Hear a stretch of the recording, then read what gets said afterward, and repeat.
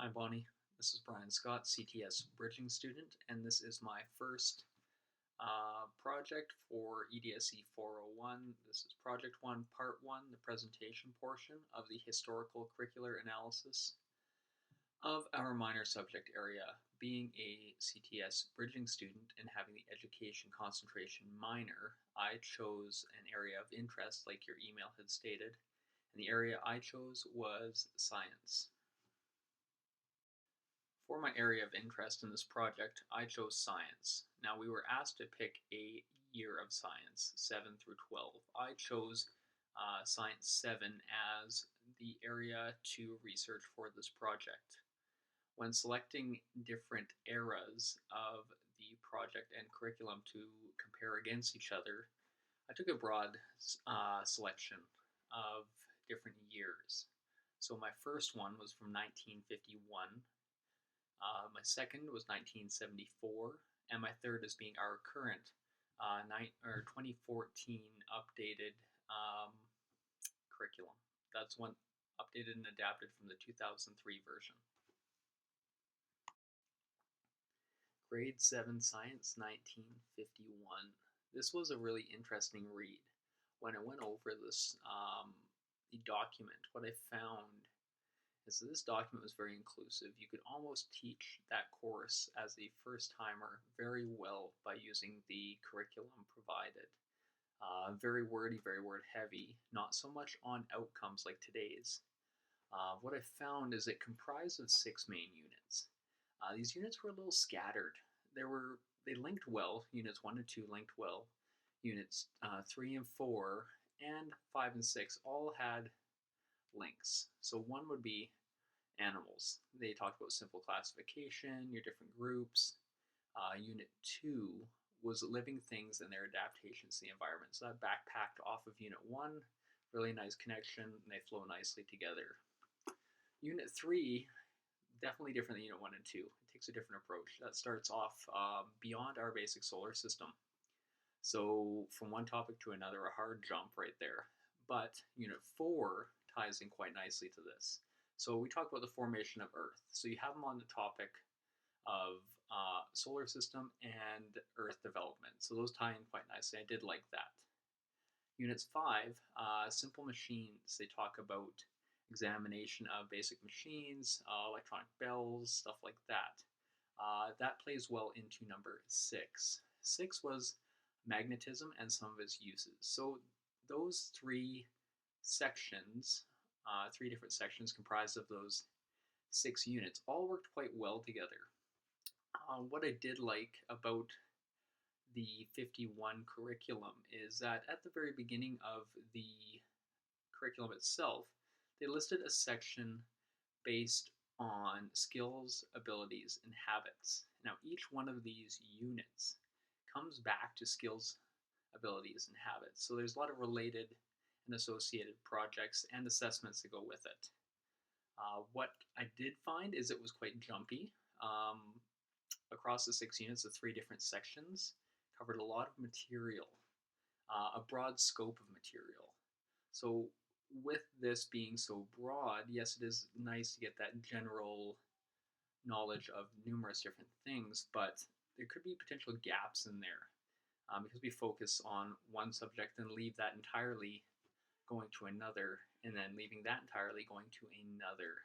So there definitely is some room for improvement on this. I would see this creating or almost directing people into specific fields based on the teachings in the units themselves. You can really streamline people into certain careers based on these units, each section of 2 units linking together. All right, so now we are taking a big jump ahead, 23 years. So now we are looking at the Science 7 curriculum from 1974. The first thing that stood out to me in this curriculum is it has been organized and broken down into different sections, not as generalized as the 1951 curriculum we just went over. So in this curriculum, the 7s study life science, the 8s look over earth science, and the 9s look over at the physical science, so mass and energies, things like that. This is a big change from the 51 because the 51 was generalized. It talked about everything all in one unit and seemed quite jumpy. It did have or smaller units that linked together in pairs, 6 units, 3 sets. I find this here in the 74 edition of the curriculum. It is broken down into 4 main concepts. Those concepts, concept 1 is all sets of objects, including living things, may be classified into groups having common characteristics. There are sub-concepts for each of these main concepts as well. The concepts for this one basically extend from classification, why we do it, and how it works. The second main idea, or second big concept of this 74 curriculum, is we're talking about cells. Cells are a unit of structure and function of most living things. So that is the big idea of the second topic.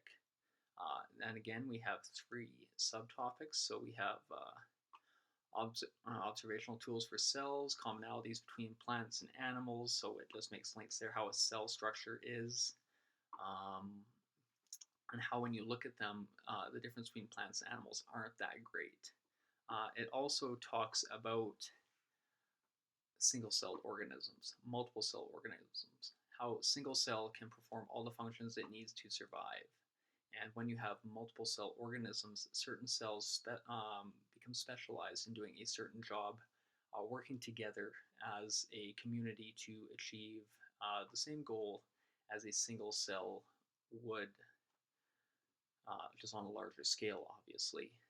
The third section we have here, the third big idea, is that living things carry on certain fundamental processes in order to sustain life. What they talk about is how the organisms require nutrients for life, where the nutrients come from, digestion, transformation to energy, things like food chain, cellular respiration, how it creates its energy, the byproducts of that, waste. So cells create waste, growth, and even reproduction. So it talks a lot about that, and those are the subsections within the third big idea. Idea number 4 is that all living things interact with and are independent with each other and their environment. So they talk about biospheres, interactions, communities, change within communities over time, even diving into man's influence, our needs for resources, the impact it may have on things, and the impact of pollution as a byproduct. So looking at 74, it's much more specific. It has been streamlined. Like we said, we broke 74, changed into 3 separate units. So life, earth, and physical for 7s, 8s, and 9s. It takes quite a dive into the specifics in a lot of things. This is good in some ways and bad in others. So like we said, we focus heavily on the fine details, how organisms work, how they interact with their environments. It is great. I do like the kind of more broad approach of 51, where it gives students a more complete look at the whole spectrum.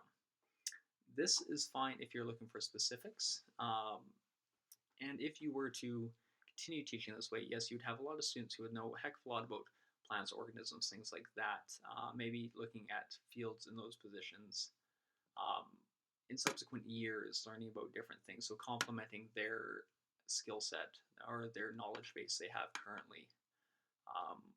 Looking at this through the structure of going through 7s, 8s, and 9s in sequential years, it would create a more intact, complete base of knowledge to pull from. So I really like this setup in comparison to the setup I saw in 51. All right, so we are now looking at the 2014 edition of the grade 7 science curriculum here in Alberta. Now this is not completely revised from the previous version, but it is an updated version of the 2003 curriculum. So some major changes have been made. but there was not enough to warrant a full rewrite of the curriculum. Uh, let's compare this to 74. So 74 was broken down to four big main ideas and some sub-context or sub-ideas beneath those. The 2014 edition of this here now has 5 main units, A through E. Those units, Unit A is interactions and ecosystems. Unit B is plants for food and fiber. Unit C is heat and temperature. D is structure and forces. And E, planet Earth. So, in comparison to 74, which was quite specific on Earth science, we have gone more broad again, but broad in a good way. We cover a lot of different topics and areas in relation to the world around us. What I've gleaned from this in my readings and my teachings is that this science curriculum is designed to give you a better way the world operates and how things around us, or how we interact with things around us, and the forces that go into certain things like structures, unit and forces structures. That's a really good one. The planet Earth is a nice general unit. These all tie back to very specific outcomes, but they're specific when you read them, but they're broad upon interpretation. So you can really take them and go different ways with them. But there is a lot of guiding material here in the program studies. So your outcomes are fairly busy, but it gives you a good guide and a good flow to help hit those. So when I started diving into this, I thought I was getting in over my head because we had 11 pages of intro and 19 pages of actual curriculum. But when you start to break it down, it's actually set up quite well. So each unit is comprised of subsections, and the way it's set up flows quite nicely. And once you learn to read it, it is no longer as daunting as it appeared at the beginning. Each unit is organized into 3 main areas. So we talk about our unit overview, where they talk about they introduce the context of the unit, suggestions for approach. Second portion of that is focus and questions. So this frames a context, suggests a focus for investigative activities and application of ideas. The third one is key concepts. So this identifies areas to be developed, and they all relate back to the outcomes for the unit. In this unit, we then list our outcomes, how to achieve those. We've got a nice flowing, easy to read, easy to interpret curriculum here, and program of studies to go with it. This focuses on skills as well. There's some areas that they really like to hit, and these are just good skills in general. And in 2014, these tie back across all of the different curriculums to help create a more complete and better student, in my opinion. Skills being focused on for this are initiating and planning. So doing your research, getting things ready ahead of time, always a great skill to have, very useful. I even find in my life now, I do this all the time, even with this project. Performing and recording. So they have to perform experiments, record information and data. Great skill to have. Analyzing and interpreting that data they recorded. They can test hypotheses and theories doing this, come to conclusions. Also, the next one is communication and teamwork. Now, you find this across all of the programs of studies for grade 9, or 7, 8, and 9. For the 2014 year, I work in CTF at my school, and collaboration, communication, teamwork, all those are big, big parts of what I do. A nice thing about this is it gives you the broad knowledge, but it's useful broad knowledge. It's not as specific as the 51 curriculum where it jumped you around to different areas. Yes, you do learn lots here, but it is all applicable to daily life. It's generalized, it's useful, and I find after reading this, I can see where this is used in daily interactions, workplaces, even hobbies and stuff. You can apply concepts from this curriculum to darn near anything you do. I really like this updated version. It's a big jump from the 74 one we just did. So this is 40 years later, and quite a ways back from the 51. So I've had time to go over and refine this. And this here is um, quite neat to see. Now this project will change in the next while with the new curriculum coming up too. I've been able to preview the K to 4 new curriculum coming out, and once that's applied to the Div 2, Div 3 junior high students, this will be a whole new project and quite neat, but it carries the same key concepts.